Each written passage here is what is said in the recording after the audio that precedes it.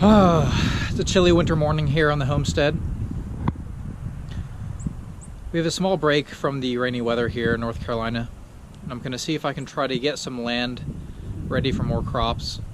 This is our second full year here for crops on the homestead, and we've learned a lot from last year. Well, we have a greenhouse now, and we can extend our growing season by starting our plants early, getting the sprouts going, and then transplanting them.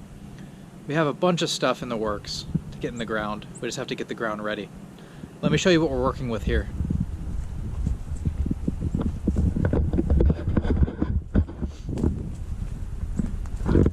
So behind me, I don't know if you can see it here in the frame, we have a greenhouse by the street, my brand new workshop, which has its own build series. Well, in between those two structures is what seems to be several 50-foot rows.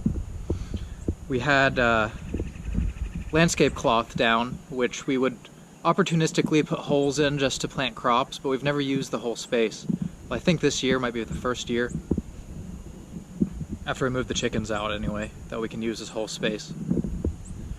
Well, there's another area in the yard that we're a bit interested in. Come with me over here and I'll show you.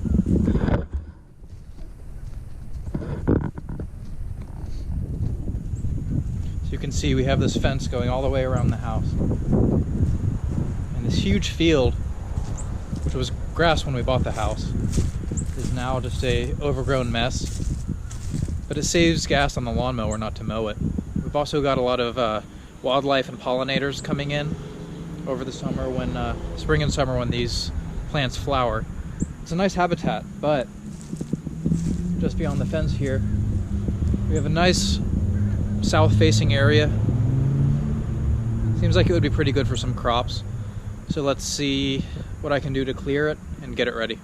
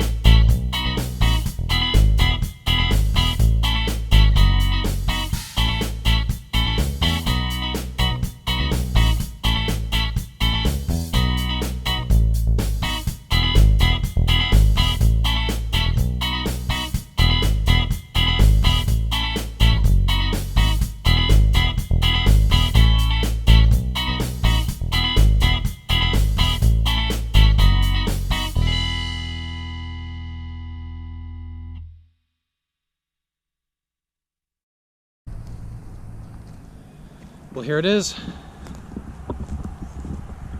All the summer growth is pretty dead for the winter, so I was able to use my regular lawn tractor, John Deere, to clear out the area. I'm only planning to put a couple rows of this landscape cloth down, so I don't need this much space, but this will allow more sun to come in and less growth to overtake the crops.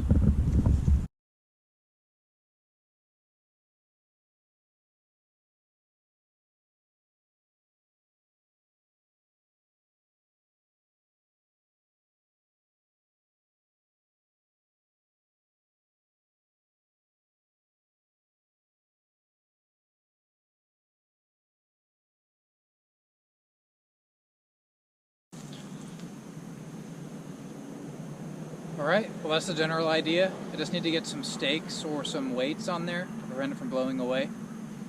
Then this will gradually kill the grass and any weeds over the course of several months. And if we need to put holes in it, we can put holes in it if we need to. And then if we need to lay more fabric around it, we can make the area bigger too.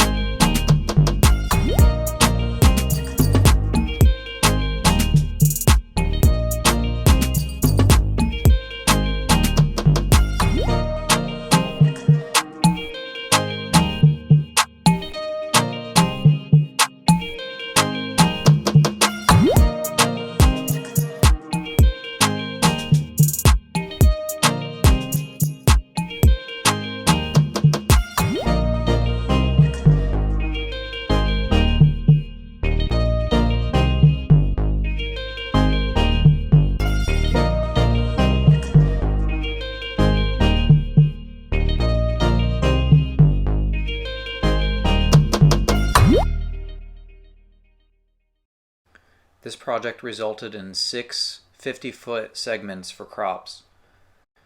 We made these holes last year, and they're generally 1 foot spaced, but some crops require 18-inch spacing, 20-inch spacing, so we do have room to burn more holes as we need them, depending on the crop. Preparing these beds is just an annual activity, but we have plenty of more content coming, so please subscribe if you're interested, and stay tuned for our monthly crop updates.